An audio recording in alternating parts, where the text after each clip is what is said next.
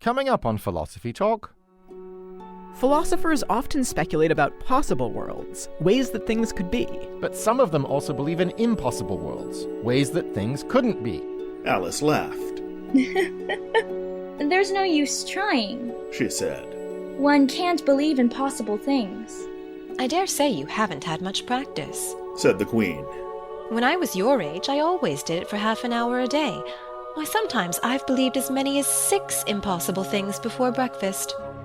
The round square, the square circle, is there somewhere they exist? If you try to describe an impossibility, aren't you just going to contradict yourself? I think the world we live in, our world, is impossible. Our guest is Koji Tanaka from the Australian National University. That's impossible. That's impossible. That's impossible. That's impossible. It's impossible. It's impossible, I'm afraid. Impossible worlds. Coming up on Philosophy Talk. Hey, philosopher. Just taking a moment to thank you for being a listener. And asking you to please consider making an end-of-year gift to support the program so that we can continue to question everything. Except your intelligence. This year, it's been everything from cancel culture to contradictions, from wise women to weird ones. So head on over to our website, philosophytalk.org, and click Support Us at the top of the page. Or give the gift of thought to the other philosopher in your life with a subscription to our library of nearly 600 episodes. Thank you for listening. Thank you for thinking. And thank you for supporting Philosophy Talk.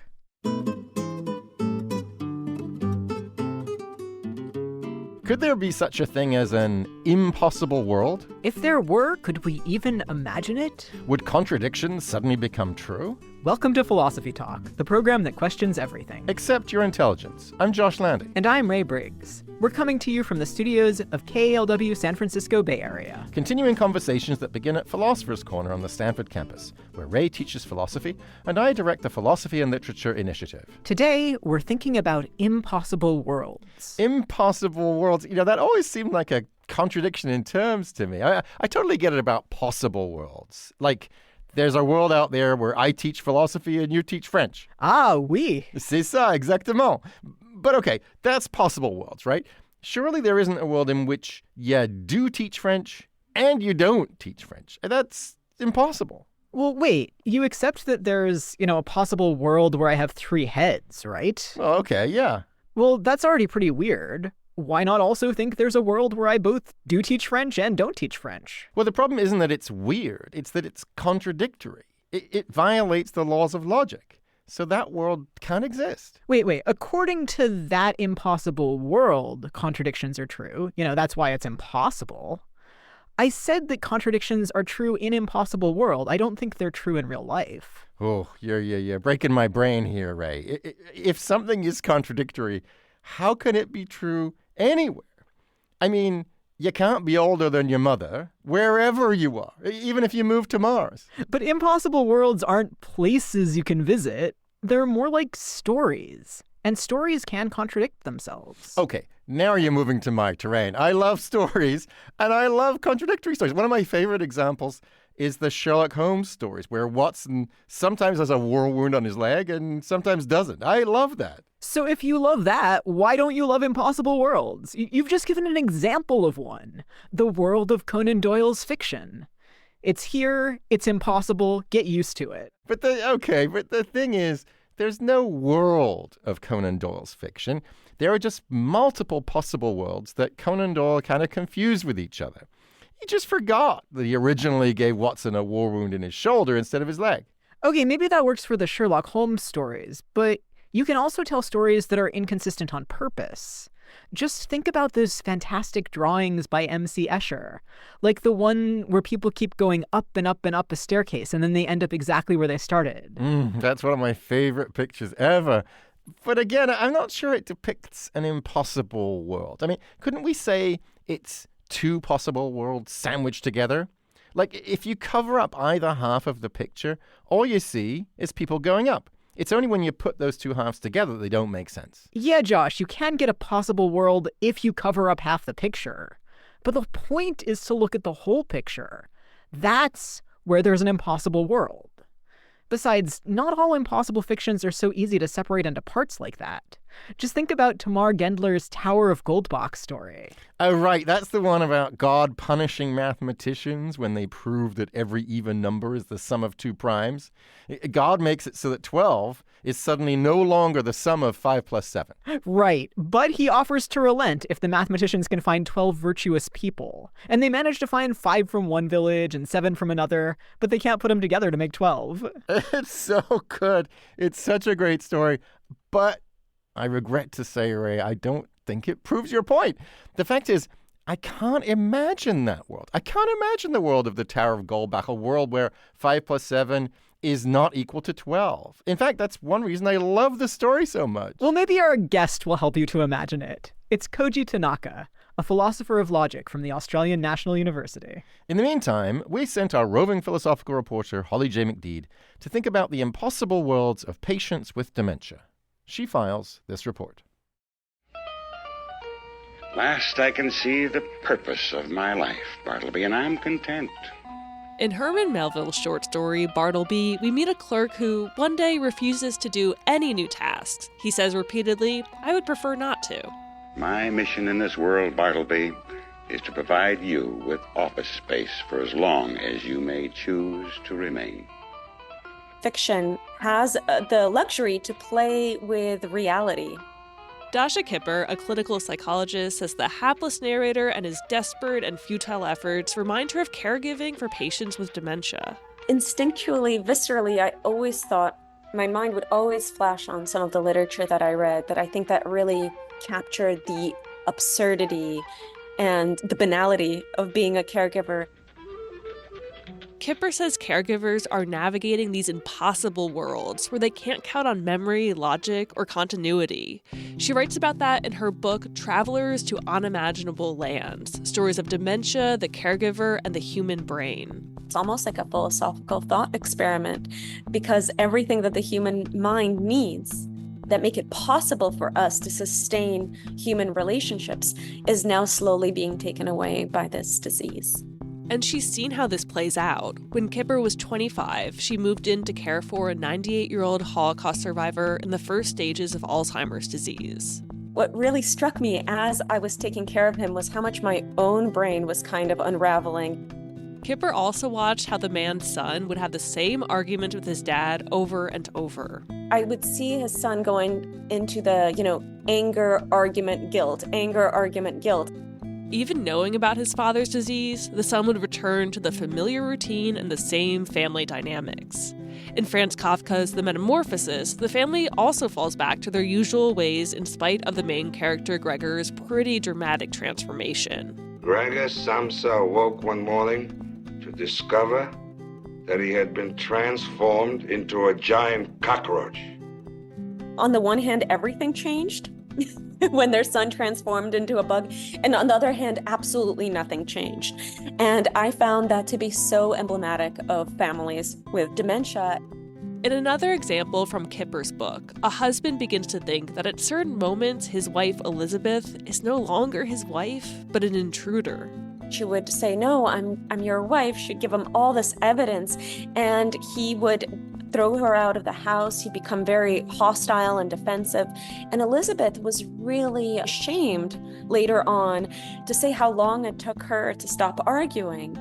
Even when caregivers stop arguing against impossible worlds, they can still feel irrational emotions. Kipper points to another example where a husband sees his wife having conversations with book jackets, sharing her childhood in Vienna with Marcel Proust. He would be envious of Thomas Mann. He was very protective of his wife's inner world. And when he would ask about her world, to try to be included in it, and he did this gently, she would get very angry with him, like he was intruding and he should really mind his own business. We're biological creatures with social needs that are hard to push aside. Kipper says we expect caregivers to feel sadness, but we rarely acknowledge or see how their own brains are being tormented in the process too. This disease demands so much of our brain that I really believe we're not always capable of. The barriers are so big, and those barriers are not just logistic, they're also neurological. Dasha Kipper says it's a mistake to look at the disease in a vacuum, where one brain has deficits and the other is perfectly healthy, reasonable, and capable. When one person lives in an impossible world, the people close by dip into it too. For Philosophy Talk, I'm Holly J. McDeed. Thanks for that fascinating report, Holly. I'm Josh Landy. With me is my Stanford colleague Ray Briggs, and today we're thinking about impossible worlds. We're joined now by Koji Tanaka. He's an ARC Future Fellow at the Australian National University in Canberra and co-author of Two Kinds of Logical Impossibility. Koji, welcome to Philosophy Talk. Thank you for having me. So, Koji, you've been writing about impossible worlds for some time now. How did you first get interested in them? Was it from reading Lewis Carroll as a kid? Well, I was born in Japan, so I'm a Japanese, and as a typical Japanese, I'm a Buddhist. I was raised as a Buddhist. So after studying philosophy in Australia, naturally, I got interested in learning about Buddhist philosophy. And maybe 4 or 5 years ago, I was reading one of the passages of a Buddhist text, and I realized that maybe this text is dealing with logical impossibility. So that's how I got interested in thinking about impossibility. So, Koji, Josh and I were arguing earlier about whether there's any such thing as an impossible world. I think there is, and Josh thinks there isn't. Which of us is right? I think you are right, Ray. I think impossible worlds do exist because I think the world we live in, our world, is impossible. Wait, our world is impossible? That's a big headline. Why is our world impossible? Yeah, so I do think the world we live in does exist, and therefore I do think that impossible worlds do exist. Right, so I'm not worried about the part where it exists. I'm worried about the part where it's impossible. Why is it impossible? Well, so I think this depends on how you define impossibility. So there are maybe 3 or 4 different ways of defining impossibility. And I think if you understand in the way that I understand it, then the world we live in comes out to be impossible.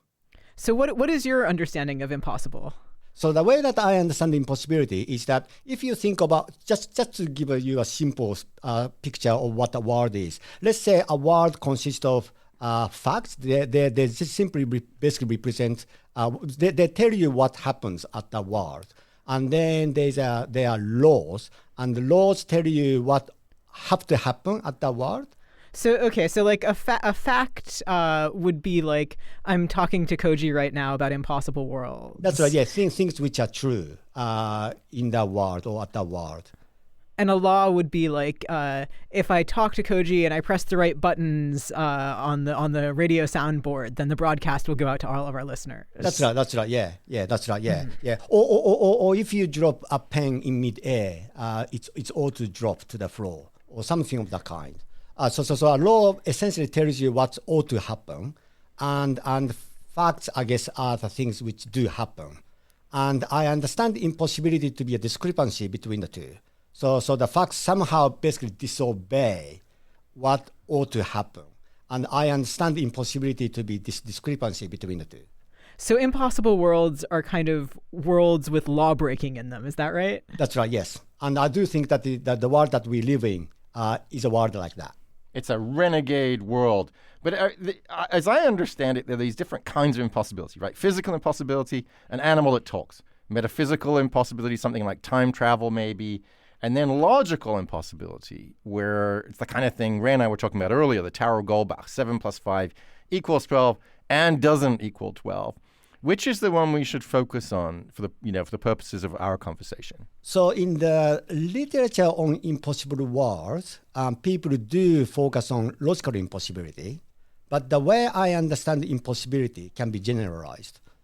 So the way that I understand it, it doesn't really matter whether I'm talking about logical impossibility or physical impossibility, because what matters for me is the discrepancy between laws and facts, or what happens. So if what happens essentially goes against what ought to happen, doesn't matter what kind of laws we are talking about, then it is impossible. So my account is generalizable, whereas most accounts aren't. You're listening to Philosophy Talk. Today we're thinking about impossible worlds with Koji Tanaka from the Australian National University. Do you enjoy impossible stories? Do you try to make them make sense? Or do you revel in their paradoxes? In search of the round square, along with your comments and questions, when Philosophy Talk continues.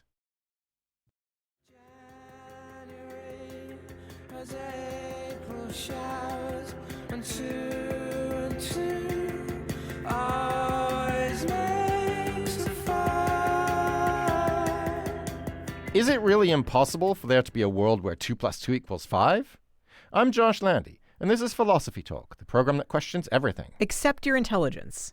I'm Ray Briggs, and we're thinking about impossible worlds with Koji Tanaka from the Australian National University. Got possible questions about the impossible? Email us at comments@philosophytalk.org or comment on our website. And while you're there, you can also become a subscriber and imagine the possibilities in our library of nearly 600 episodes. So, Koji, earlier you were telling us that our world, our actual world, is an impossible world, and that it's an impossible world because the facts kind of break the laws.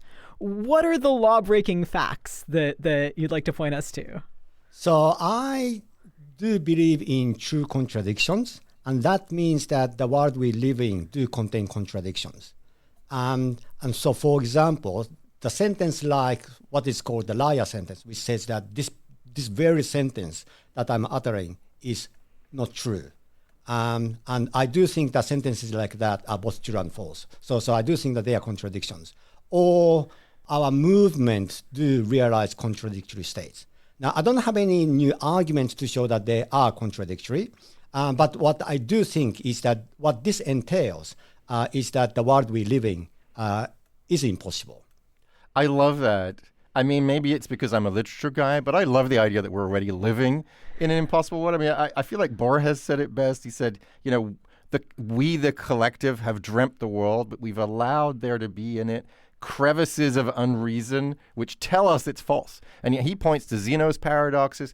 He points to some stuff in Kant. I mean, for example, that the world both kind of has a beginning and kind of doesn't have a beginning. But we could think of, paradoxes of infinity. We could think of quantum physics. Something can be a wave and a particle. The entanglement, things can be apart and together. It seems like the world is really weird. Why not? But I see Ray looking skeptical. I don't know, Josh. I will grant that Koji is right that there are true contradictions, which not everybody is willing to grant. But if there are true contradictions, what kind of laws of logic could there be that forbid those contradictions? Like, if the world doesn't obey them, how can they be laws of logic? So if you believe in true contradictions, then you probably want to be so-called a paraconsistent logician. And what that means is that if there is a contradiction, it does not mean that everything is true. So most logicians do think that if there is a contradiction, if there were a contradiction, anything would be true. Now, I reject that as a paraconsistent logician. However, being a paraconsistent logician also means that I believe in the law of non-contradiction. So the law of non-contradictions says that every contradiction is false, or every contradiction is not true. But if there were a true contradiction, then what that means is that the negation of a contradiction may not be true, even though the law of non-contradiction is valid. It's a valid rule of logic. So what that means is that if there was a true contradiction, that confirms the law of non-contradiction as well as that disobeys the law. So that's why I think that the actual world, the world we live in, is impossible. Okay, wow. I see how you get there. I'm curious also about other impossible worlds. So even if somebody is not a paraconsistent logician, they probably think maybe the actual world is a possible world. But there are other impossible worlds. So why would such a person believe in impossible worlds? Like, what other reasons are there besides the actual world is impossible? Right. So even though you may not think that our world, the world we live in, is contradictory, you might think that you might think, well, I can imagine a world could be contradictory. So for example, I can imagine a world where, this may be a controversial issue, but 2 + 2 is 5.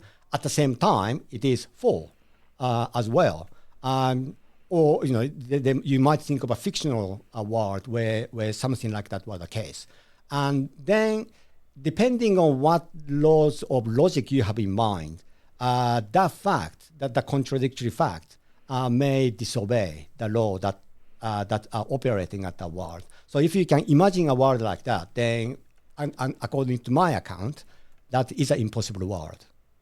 Okay, so that's a pretty good rule of thumb, right? If I can imagine it, then that's an impossible world that, as it were, exists. But can we imagine them? That's something I've thought quite a lot about. I don't know where I stand on that. I mean, I love my fictional worlds that kind of don't add up. Like, I mean, I love Magritte, for example, right? And in Magritte's incredible paintings, you have, a painting where it's both day and night at the same time. You have a painting where there's a rock just hanging in the air, a huge rock, right? You have a bird made up of sky, all these things that are impossible. But am I really imagining that world, or am I doing something else? For example, am I imagining different pieces but not putting them together? So the full force of the contradiction doesn't really hit me. Like, let's say I'm trying to imagine that 2 + 2 = 5 world. But then in that world, you're telling the story. Once upon a time, there was a land where 2 + 2 = 5. And then one person came along and another person and 2 more people. I think I'm going to imagine 4 people. So are we really imagining those impossible worlds? Well, I think so. Although that depends on how you understanding the laws that you think has to operate. Because according to my account, what counts as impossible is contingent on what laws you are talking about and what world you are talking about, what kind of world you are talking about. So if all of those, what happens at the world, do disobey the laws that you have in mind, then I do count that as impossible. All right, so we've been talking quite a bit based on your account of what counts as an impossible world. And you mentioned that there were some others. Could you give us one of the alternatives? So one popular way of understanding impossible worlds is that let's assume that there are certain laws operating at our world. Now, let's imagine a world where the laws are a bit different. So I'm not a physicist, but I believe it's true that in our world, nothing can travel faster than the speed of light. But I think you can imagine a world where Usain Bolt can run faster than the speed of light. If anyone can break the speed of light, that I think would be Usain Bolt. And I think you can imagine a world like that. Now, you might then think that, well, that is an impossible world because the laws of physics must be different from our world. And you might count that as an impossible world. And that is one popular way of accounting for impossibility. So you think worlds are impossible if they break their own laws. And you could think of a world as impossible if it rejects our laws. I guess you could also think a world is impossible if it breaks our laws. Is that different from rejecting our laws? Yes, so I think there are two different ways of understanding rejecting. One is going against. The other one is what I call being silent about the laws. So what if what happens there are silent about the laws, meaning that basically the facts say, well, I don't care what you say, what you say ought to be the case. I'm not going to say anything about that. Then the facts are silent about the laws. And I think there are two ways in which that can happen. One is that the facts somehow disobey. The other one is that the facts are basically silent about the laws. And either way, somehow there's a discrepancy between the laws and what's happened. And when that happens, I think that's impossible. You're listening to Philosophy Talk. Today we're thinking about impossible worlds with Koji Tanaka from the Australian National University. And Koji, we've got a question from Daniel on our website. Daniel asks, are there unthinkable worlds? If so, how could they be known? What do you think, Koji? Well, I think they are unthinkable worlds. It's just that they are at the same time thinkable. So you might think that's just going to be impossible. And if an unthinkable world is impossible, so be it. And because if there's an unthinkable world, I do think that has to be thinkable too, in order to think that is unthinkable. So yes, that's better be thinkable as well. This makes me worried as somebody who likes impossible worlds, but maybe not as close to home as the actual world. I want to say, all right, there are lots of unthinkable worlds. There are lots of impossible worlds. If I have to admit that they're also thinkable and possible, as well as unthinkable and impossible, it looks like I've kind of brought the impossibility home to the actual world. Can I just leave the impossibility kind of further away in logical space without having to bring it home like that? Well, I think my view is that you can't. Because what counts as impossible is contingent on a number of factors. So I don't think that you can just keep impossibilities to the fringe, because I think impossibility is basically among us, and it's maybe in the world we live in, or it's maybe a world which is kind of close to our world but not quite our world, or it could be farther away.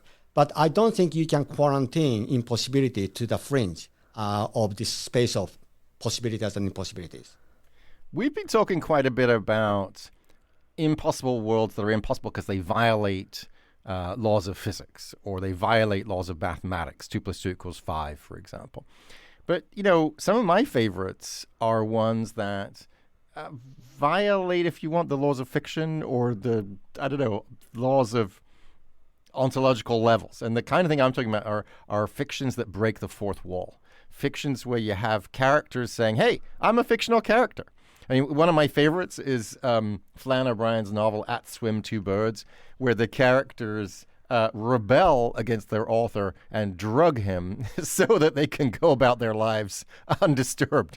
But there's a bunch of other examples, right, where somehow, impossibly, the characters know that they're characters. The characters know the author. The characters can interact with the author, attack the author, apologize to the author. Is this would you call these impossible worlds? And is there anything particularly interesting about them that sets them apart from the kinds of cases of violation of physics? Yeah, I never thought of impossibilities in fictions to be that interesting, I have to confess. So I haven't thought too much about impossibilities specifically in fictions. But I do think that there are impossibilities in fictions too. And in the case of where you essentially interacting with the authors, I think if you think that somehow the interactions have to go in a certain way, and if you think that what is happening there goes against that, then I do think that there's an impossibility there. So I'm not sure that whether the impossibility is in the fiction itself or in the interactions with the fiction, but I'm happy to characterize that as impossibility. Yeah, well, I guess the kind of thing I have in mind with that example is that there are these different levels of reality, and you've got a creator who invented a whole set of creatures that in principle don't know about the creator, right? And so that there's a kind of analogy there to the way in which some religious people think about the actual world, that there's a creator out there who created all of this. That creator knows everything about us, knows everything about our world, but we don't know that much about him or her or it. And so a similar thing applies in these self-reflexive fictions, in these fictions that break the fourth wall. The author's supposed to know about the characters, but the characters aren't supposed to. The author looks down into the fictional world. That's fine. But the characters looking up, that's a violation. And it's kind of a violation that reminds us of the situation that maybe we're in, right? Where we've been created, maybe, and so there's different levels of reality, and we can't violate the rules that apply to levels of reality. Do you think that makes sense, or am I just overreading like the literature professor that I am? No, I would buy into that. I might just I probably should have wrote it down, and then I should publish that actually. Yeah, please feel free. So I'm wondering now whether you think that in addition to impossible worlds, there are possible worlds. Yes, I do think there are possible worlds which are not impossible. But I guess I do think that which world. So if you have a set of worlds and kind of think of a world could be like this or a world could be like that, which counts as impossible and which counts as possible is contingent on what the perspective that I'm inhabiting. So I'm in a certain world that I live in, which gives me a certain perspective or perspectives, and then from that perspective, I look at all kinds of worlds, and then what counts as possible and impossible depends on the perspective that you inhabit. So I don't think that here is a world that is impossible. What I want to say is that here is a world, and from this perspective, I think that is impossible, even though from another perspective, that is possible. Okay, so it sounds like worlds are not just possible or impossible, the way things are not just legal or illegal. Sort of something can be legal here in the US, but illegal in Australia. So I'm still a little worried. So given the laws here in the actual world, are there any worlds that are possible according to those laws, even if the actual world isn't? Yes, so if the world, what happens at the world may be slightly different from what's happened here, but nevertheless, what happens there is just still within the laws of our world. Then that counts as possible because what happens there does not violate the laws of our world. So from our perspective, that counts as possible. Should I feel unlucky that I live in one of the impossible worlds rather than in one of the possible ones then?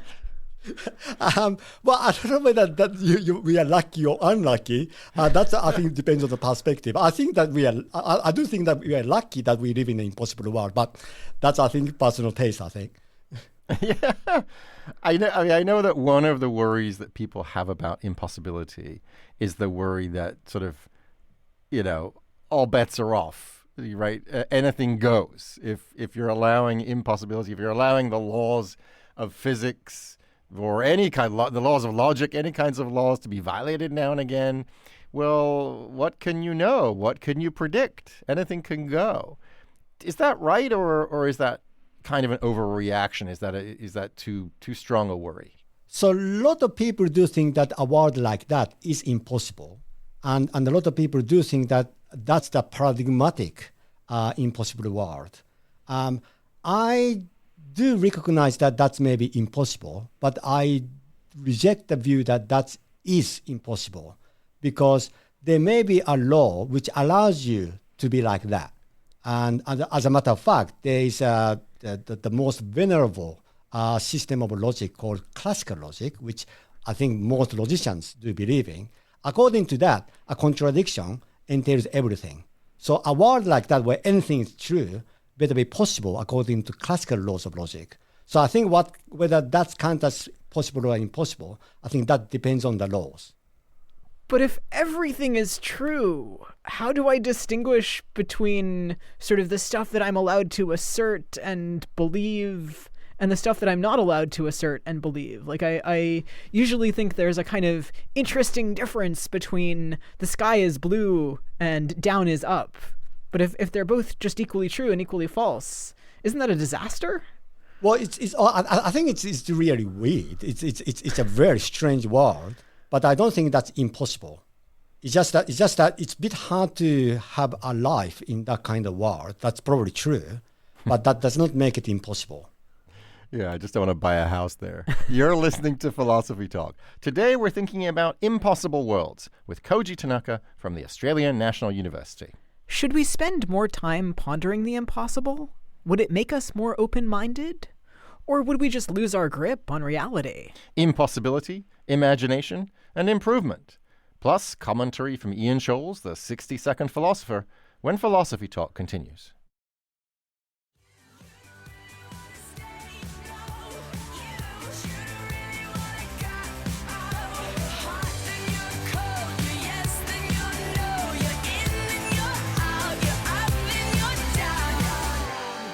What happens if it's yes and it's no? Is that just impossible?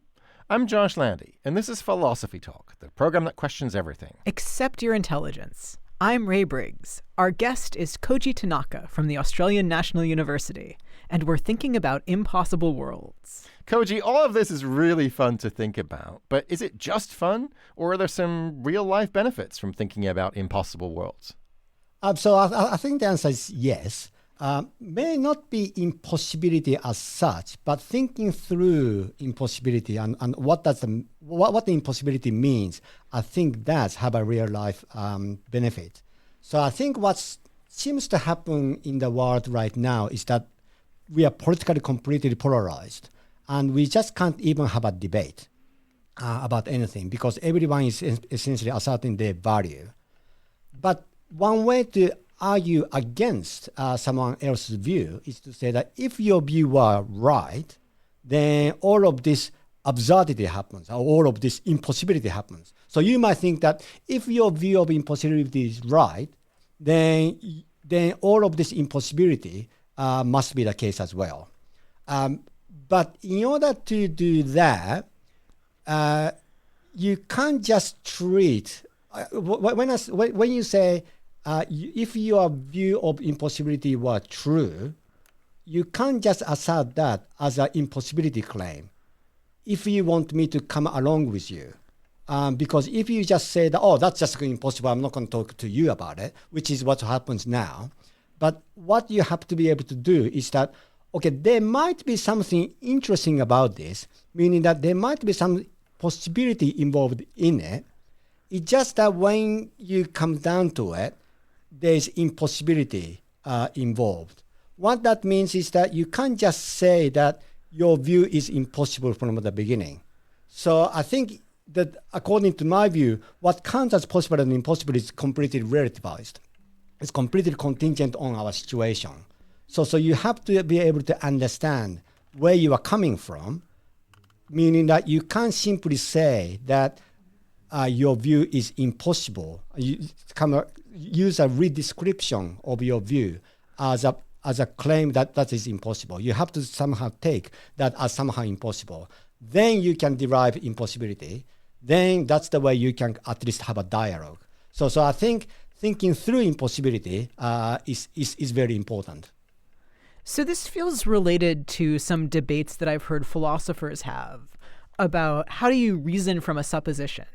So there's this one kind of view that if a supposition is impossible, you just can't kind of reason within it.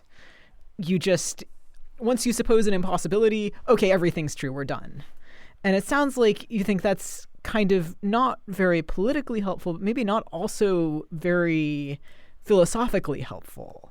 Can you say more about that? Yeah, so I think it is very common for philosophers, but also this is very common in mathematics to say that if something were the case, then you can derive all of this absurdity. Or if you interpret absurdity to be impossibility. What seems to be happening there is that when you say if something were the case, that's not being asserted as impossibilities to start with. What is impossible is what's being derived from that supposition. So what counts as possible and impossible has to be contingent on the context in which that claim is being asserted. So I want to think more about this argument form too. So this is also kind of a useful mathematical argument form. So I suppose something, I don't know whether it's possible. I reason to a contradiction and I say, oh, it must not have been possible because the stuff I could derive from it was impossible. Do you think that that's a good way of argument, or should we revise our practices so that mathematicians don't argue in that way anymore? No, I think that is a good. I think that is a good argument form, and I think we do that all the time. But I think to think that kind of argument form cannot get off the ground, I think that is a mistake, because that's where all you got is simply to assert our values. So we say, this is my value, and whatever else the value that you want to assert, that's going to be impossible. So if we want to have a dialogue, at least we have to be able to treat someone's claim to be somehow possible in the way that when you have a supposition and say, I suppose this were the case, then you shouldn't be asserting that as impossible to start with. You should be deriving impossibility as a result of that, in that context, you can then say, oh, actually, my assumption got to be impossible. So it sounds like we've got two benefits on the table from thinking about impossible worlds and taking them seriously and trying to kind of dive into them. One is it's sort of good for debate. It's good for exchange. Another is maybe there's some little nuggets of gold amid all of the thing you just consider to be nonsense. But maybe we could add a third. There's a narratologist named Marie-Laure Ryan, and she has this lovely line about impossible fictions. She says they make us smarter, right? These impossible, diving into an impossible world can make us smarter. We have to, get those cogs and gears turning to figure out, well, exactly how is this world impossible? And what kind of other sense could it make? Do you think that makes sense too, Koji, that there could be something about our engagement with impossible worlds that's a kind of good exercise for the brain? Yeah, I do think so. Because you do have to stretch your imagination, I guess, to the limit, so to speak. Because what you are trying to imagine is a situation or maybe a story where it just does not cohere with what you ought to be doing or what you ought to be thinking about.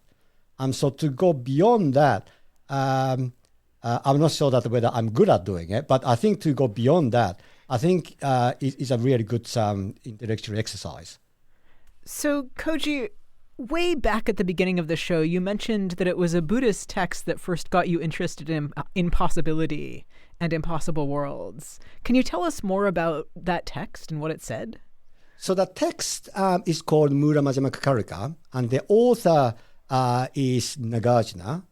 And he was considered to be, I guess, the first or second century Buddhist philosopher in India.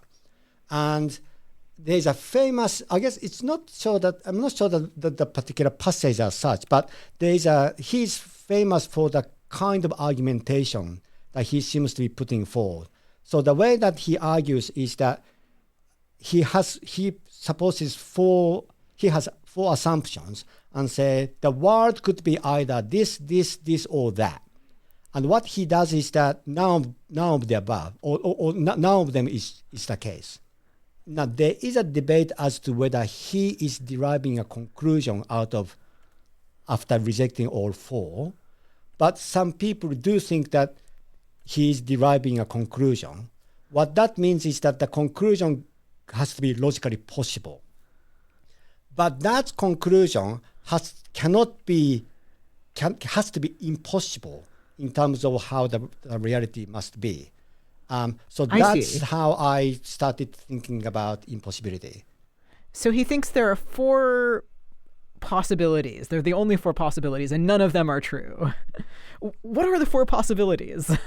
So the four possibilities is that it is the case, and so he has he goes through different topics and refute all four.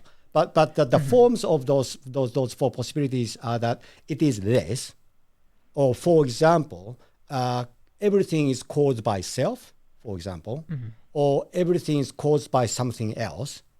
And then the third one looks like a conjunction of the two. Everything is caused by self and caused by something else. And the fourth one is basically neither. And he goes through different topics. So I mentioned the example of causation. He goes through different examples to show that none of them are wholes. That's so interesting. It reminds me of Zeno's paradoxes, to mention those again. So Zeno, one of Zeno's paradoxes is you can't get to the next town because you have to do that, you have to go halfway first, and to get to there, you have to go a quarter of the way first, and to get to there, right? And so that's one. He's also got an arrow paradox where how can an arrow move? After all, it's stationary at any given moment. And the beauty of these two paradoxes is you can solve the arrow as long as there is no such thing as a smallest unit of time. And you can solve the bisection, the first one I talked about, if there is a smallest unit of time. And so this is just, it's a mind-blowingly brilliant way of basically reminding us we're living in an impossible world. I'm looking at Ray while I'm saying this because I want you to convince Ray, Koji, we really are living in an impossible world. Can you do it? Can I convince Ray of anything? That's a hard question to answer, I think.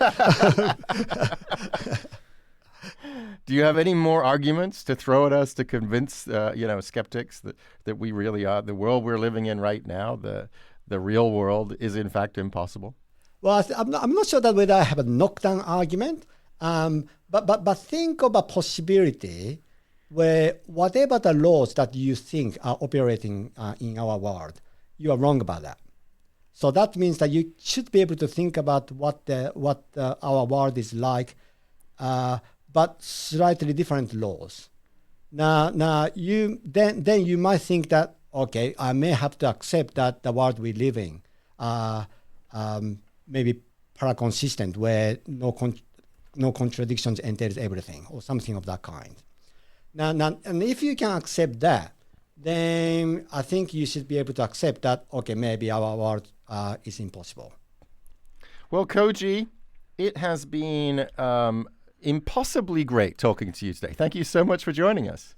Well, thank you for having me, and it was my pleasure to be here. Our guest has been Koji Tanaka, ARC Future Fellow at the Australian National University and author of Logically Impossible Worlds. So, Ray, did Koji convince you? Well, I'm not totally convinced that the actual world is an impossible world, but I think it's at least possible that it is. Touché. We'll put links to everything we've mentioned today on our website, philosophytalk.org, where you can also become a subscriber and check out our library of nearly 600 episodes. And if you have a question that wasn't addressed in today's show, we'd love to hear from you. Send it to us at comments@philosophytalk.org, and we may feature it on the blog. Now, the impossibly fast thoughts of Ian Scholes, the 60-second philosopher.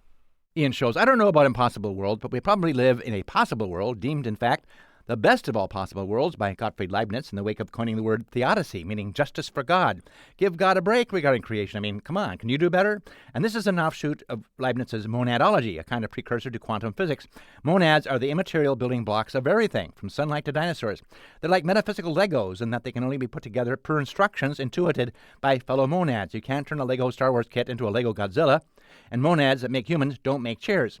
They all follow different rules which exist in the mind of God, the first monad. There's no free will, really, but God is perfect, and so would anything he slaps together. Therefore, this is the best of all possible worlds. Now, Leibniz may have been the smartest man who ever lived. He invented the world's first calculator and calculus, for crying out loud. Well, so did Isaac Newton at pretty much the same time. Newton claimed that Leibniz stole calculus from him. This led to all kinds of trouble for Leibniz, since Newton was firmly embedded on the smartest guy in the world throne and had the might of England behind his every mutter, or however he issued opinions. Newton was a prickly, paranoid, defensive, vindictive fellow, not to put too fine a point on it. Leibniz had a sunnier disposition. But he's also kind of a suck-up, it seems, looking for people to underwrite his output, which was staggering and diverse. Half of his writing has yet to be cataloged. He supported himself for years by being a kind of smart guy for hire. He advised the Elector of Maine, second in charge of the Holy Roman Empire during the 30 Years' War, to encourage France to invade Egypt so they won't pick fights with German-speaking nations. Didn't happen, but Napoleon picked up on that a little later on, so you can see how Leibniz might have made enemies. Being the smartest guy around, his words had the ring of authority, which, when removed from the authoritarian ring, that is, from the Elector of Maine's past, subjected him to toxic negativity, as the kids say. But he remained cheerful, personable, throw out the opinion, move on to the next. A history of the Habsburgs, perhaps, or a way to make ships sail faster. Maybe I could be a surgeon. Can't be that hard to learn. He never had a magnum opus, though. Most of his writings came in spurts and dabs, but he was clear and plain-spoken. As if his life wasn't amazing enough, he would exaggerate his resume. So he came to have a reputation as a not entirely trustworthy person. He was also somewhat obsequious, or if you prefer, charming and well-mannered, around those who might give him money. He also became out of touch with the times, dressing in the court fashion of a Paris 30 years gone, all of which may explain the disdain many had in the wake of Newton's accusations of Leibniz's notion that this is the best of all possible worlds.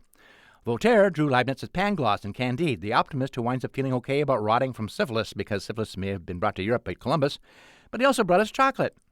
Though Leibniz ended his days on the outs, he lived by his wits and was mainly rewarded.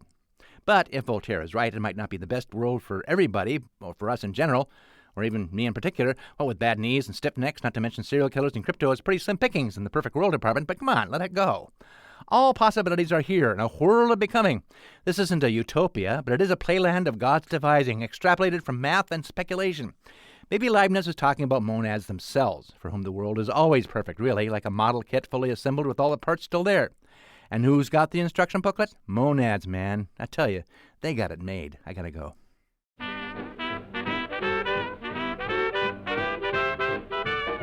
Philosophy Talk is a presentation of KALW San Francisco Bay Area and the trustees of Leland Stanford Junior University, copyright 2023. Our executive producer is Ben Trefny. The senior producer is Devin Strolovich. Laura McGuire is our director of research. Thanks also to Jamie Lee, Elizabeth Zhu, Emily Huang, Merle Kessler, and Angela Johnston. Support for Philosophy Talk comes from various groups at Stanford University and from the partners at our online community of thinkers. And from the members of KALW Local Public Radio San Francisco, where our program originates. The views expressed or misexpressed on this program do not necessarily represent the opinions of Stanford University or of our other funders. Not even when they're true and reasonable. The conversation continues on our website, philosophytalk.org, where you can become a subscriber and gain access to our library of nearly 600 episodes. I'm Josh Landy. And I'm Ray Briggs. Thank you for listening. And thank you for thinking. I know this is going to be hard to believe, Doctor, but for once I mean you no harm. Like Alice, I try to believe 3 impossible things before breakfast.